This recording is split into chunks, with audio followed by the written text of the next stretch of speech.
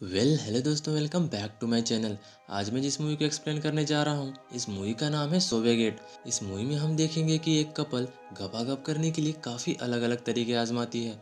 साथ ही उनकी लाइफ में काफ़ी प्रॉब्लम भी चल रही होती है, जो कि हमें आगे पता चलेगा। तो चलिए सीधा मूवी की स्टोरी लाइन पे आते हैं। मूवी की कहानी शुरू होती है एक लड़की से जिसका नाम एलिजाबेथ होता है, जो कि अपनी बेटी लीजा और अपनी दूसरे हस्बैंड जॉर्जी के साथ रहा करती है। एलिजाबेथ का अपने पहले हस्बैंड स्टेफन के साथ डिवोर्स हो चुका था, पर हफ्ते में एक दो बार लीजा स्टेफन के पास खेलने के लिए जाया करती थी। एलिजाबेथ से दूर रहकर भी स्टेफन लीजा से बहुत प्यार करता था, और आज भी उसके दिल में लीजा के लिए उतना ही प्यार था जितना डिवोर्स से पहले था। एलिजाबेथ और जॉर्जी एक दूसरे से बहुत प्यार करते हैं। फिर एक दिन दोनों सुपरमार्केट जाते हैं और वहाँ से पॉन की 6 सीढ़ी खरीद कर लाते हैं। एलिजाबेथ डिसाइड करती है कि हर रोज़ वह जॉर्जी के साथ पौन देकर गपागप करेगी, और जॉर्जी भी इससे काफ़ी खुश होता है। पर एलिजाबेथ ने एक कंडीशन रखा था कि तुम अकेले में कभी पौन नहीं देखोगे, क्योंकि जॉर्जी एक नंबर का मुट्ठल था। लेकिन एक दिन जॉर्जी खुद पर कंट्रोल नहीं कर पाता और एक एक करके एलिजाबेथ के गैर मौजूदगी में सारे वीडियो देख डालता है। और जब एलिजाबेथ घर लौटती है तो उसे बड़े आसानी से पता चल जाता है कि जॉर्जी ने सारी वीडियो देख लिए हैं और अपने छोटे चेतन को काफ़ी परेशान भी किया है। इसके बाद से वह जॉर्जी के ऊपर काफ़ी नाराज़ होती है, लेकिन जॉर्जी उसे मना लेता है। फिर नेक्स्ट सीन में हम एलिजाबेथ को उसके साइकेट्रिस्ट डेक्स्टर के पास देखते हैं, जिसे वह यह सब बातें बता रही होती है। दरअसल एलिजाबेथ एक बहुत ही बड़े सदमे से उबर रही होती है। वह सदमा क्या होता है यह हम आगे जानेंगे। एलिजाबेथ या जॉर्जी जब भी स्ट्रेस या थकावट में होते थे तो एक दूसरे के साथ गपागप करके अपना स्ट्रेस कम कर लिया करते थे। जॉर्जी और एलिजाबेथ का रिश्ता काफ़ी अच्छा चल रहा था। वह दोनों एक दूसरे से काफ़ी खुल के बातें भी किया करते थे, पर हमेशा ही एलिजाबेथ को यह डर रहता था कि उसके जीने के दिन खत्म हो चुके हैं और वह कभी भी मर सकती है। इसलिए उसने जॉर्जी के साथ मिलकर एक एग्रीमेंट बनवाई थी, जिसमें उसने मरने के बाद जॉर्जी के लिए कुछ काम छोड़े थे। वह चाहती थी कि उसके मौत के बाद जॉर्जी अपनी मर्जी से किसी भी खूबसूरत लड़की से शादी कर ले। साथ ही वह यह भी चाहती थी कि उसके मौत के बाद जॉर्जी उसके एक्स हस्बैंड स्टेफन के साथ लीजा की देखभाल करे। जॉर्जी एलिजाबेथ के इन सब थॉट को लेकर काफ़ी परेशान रहता था।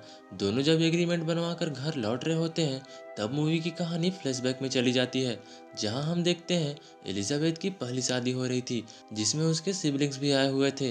फिर हम प्रेजेंट में आ जाते हैं, जहां एलिजाबेथ लीजा को सुलाकर जॉर्जी के पास आती है और उन दोनों का गपागप करने का प्लान बनता ही है, लेकिन लीजा उठ जाती है, जिसकी वजह से उन्हें प्लान कैंसिल करना पड़ता है। एक बार फिर से एलिजाबेथ लीजा को सुलाकर जॉर्जी के पास जाती है, जो कि अपने लैपटॉप में एडल्ट साइट ओपन करके बैठा होता है। इस बात से एलिजाबेथ को कोई आपत्ति नहीं होती। वह और जॉर्जी एक प्रोस्टिट्यूट की तलाश कर रहे होते हैं, जिसके साथ वह मिलकर थ्रीसम कर सकें। इसी बीच एलिजाबेथ के पिछवाड़े में तेज खुजली होने लगती है और वह तुरंत बाथरूम में चली जाती है, जहां हमें पता चलता है कि उसके पेट में कीड़े हो चुके हैं। यह बात वह जॉर्जी को आकर बताती है, तो दोनों फार्मेसी में दवा लेने के लिए चले जाते हैं, लेकिन डॉक्टर की कोई प्रिस्क्रिप्शन ना होने की वजह से उन्हें कोई भी दवाई नहीं मिलती, इसलिए वह वापस चले आते हैं। अगले दिन वह लीजा को एक डॉक्टर के पास लेकर जाती है, ताकि उसे एक डॉक्टर की प्रिस्क्रिप्शन मिल सके। वह खुद डॉक्टर को अपने प्रॉब्लम के बारे में नहीं बताती, क्योंकि उसे उसके लिए काफ़ी शर्मिंदगी महसूस हो रही थी। अब उसे एक डॉक्टर की प्रिस्क्रिप्शन मिल चुकी थी, इसलिए उसे फाइनली दवाई मिल जाती है, और वह उस दवाई को अपने एक्स हस्बैंड को भी देती है, क्योंकि उसे भी इसकी प्रॉब्लम होती है। फिर रात को सोते वक्त एलिजाबेथ नोटिस करती है कि उसके घर के सीलिंग में क्रैक आ चुका है, इसलिए वह तुरंत ही घर से बाहर निकल जाती है।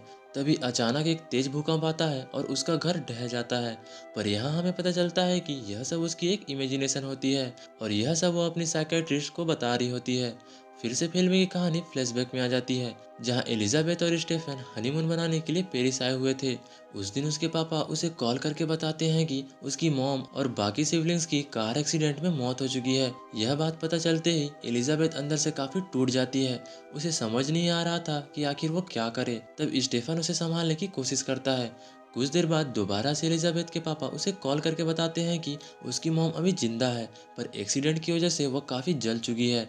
दूसरी तरफ उसके सिबलिंग्स की लाश अभी तक नहीं मिली। इसका मतलब हो सकता है कि वह अभी भी जिंदा हो। उसके पापा के मुंह से यह सब बातें सुनकर उसे थोड़ी राहत मिलती है, और यहाँ हमें पता चलता है कि वह इसी हादसे की वजह से सदमे में थी, जिसका इलाज कराने के लिए वह हर हफ्ते डॉक्टर डेक्स्टर के पास जाया करती थी। फिर एलिजाबेथ जब वापस अपने घर लौट रही थी, तब उसके कॉलेज की तरफ से उसे कॉल आता है, जिसमें उसे बताया जाता है कि उसके तीनों सिबलिंग्स की कार एक्सीडेंट में मौत हो चुकी है। एलिजाबेथ स्टेफन के साथ हॉस्पिटल पहुंचती है, जहां उसकी मॉम को आईसीयू में रखा गया होता है। उसके हाथ पूरी तरह से जल चुके थे और शरीर में कई सारे टाँके भी लगे हुए थे। डॉक्टर एलिजाबेथ को बताती है कि उसने जानबूझ के उसकी मॉम को सिबलिंग्स के बारे में नहीं बताया, क्योंकि अगर वह बता देती तो शायद उसकी मॉम खुद को ही ब्लेम करने लगती और सुसाइड करने की कोशिश भी कर सकती थी। दरअसल जब यह एक्सीडेंट हुआ तब एलिजाबेथ की मॉम ही गाड़ी चला रही थी। कहानी वापस से प्रेजेंट में आती है, जहां हम एलिजाबेथ को जॉर्जी के साथ एक शॉप में देखते हैं। वहां पर एलिजाबेथ जॉर्जी के लिए केला खरीदने के लिए गई हुई थी। वहां शॉप के कैशियर को भी बड़ी हैरानी होती है, क्योंकि जॉर्जी अपने पिछवाड़े में केला घुसाने वाला था। पर वहीं एलिजाबेथ इस बात से काफी एक्साइटेड थी। एक तरफ एलिजाबेथ अपनी लाइफ से काफी खुश थी, तो दूसरी तरफ वो अपनी सिबलिंग्स की मौत को भुला नहीं पा रही थी, क्योंकि कहीं ना कहीं उसे लगता था कि वह खुद ही अपनी सिबलिंग्स की मौत की जिम्मेदार है। वहां उसकी साइकेट्रिस्ट उसे समझाती है कि यह सब जो कुछ भी हुआ वह सब अनजाने में हुआ, इसमें उसकी कोई गलती नहीं। कार एक्सीडेंट के उस मनहूस दिन के बाद से एलिजाबेथ को हर चीज़ से एंजाइटी होने लगी थी। वह कार भी 50 की स्पीड से ऊपर नहीं चलाती थी, क्योंकि एक्सीडेंट होने का खतरा हमेशा उसे घेरे रहता था। एक दिन एलिजाबेथ तैयार होकर एक कॉफ़ी शॉप में जॉर्जी के आने का वेट कर रही होती है। उसका आज थ्रीसम करने का प्लान होता है। जॉर्जी भी इसके लिए काफ़ी एक्साइटेड होता है और वह कॉफ़ी शॉप में आकर एलिजाबेथ को बताता है कि आज मैंने हमारे लिए एक होटल में मस्त लड़की सेट की हुई है। उसे बुक करने के लिए मुझे 3 घंटे तक लाइन में लगना पड़ा था, पर वह फाइनली हमारे साथ थ्रीसम करने के लिए तैयार है। बिना टाइम गवाए वह दोनों फौरन ही होटल में पहुंच जाते हैं, जहां जॉर्जी ने एक लड़की का इंतजाम कर रखा था।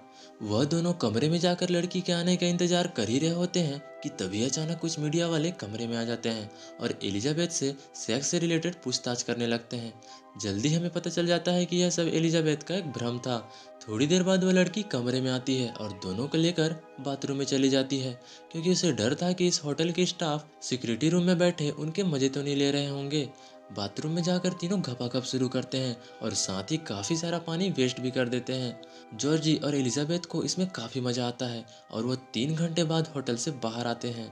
जॉर्जी ने भी एलिजाबेथ के साइकाइट्रिस्ट के साथ उसको समझाया था कि उसके मॉम के साथ जो कुछ भी हुआ उसमें उसकी कोई गलती नहीं थी। जो हुआ वह सब अनजाने में हुआ और उसके लिए उसे खुद को ब्लेम करना बंद कर देना चाहिए। यह बात एलिजाबेथ की समझ में आ चुकी थी और अब वो खुलकर जॉर्जी के साथ अपने आगे की जिंदगी जीने लगती है।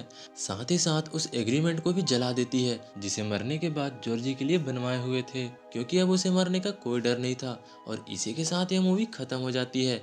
आई होप यह मूवी आपको पसंद आई होगी, तो प्लीज़ इसे लाइक कर देना और साथ ही सब्सक्राइब भी कर लेना। मिलते हैं एक और वीडियो में, तब तक के लिए बाय।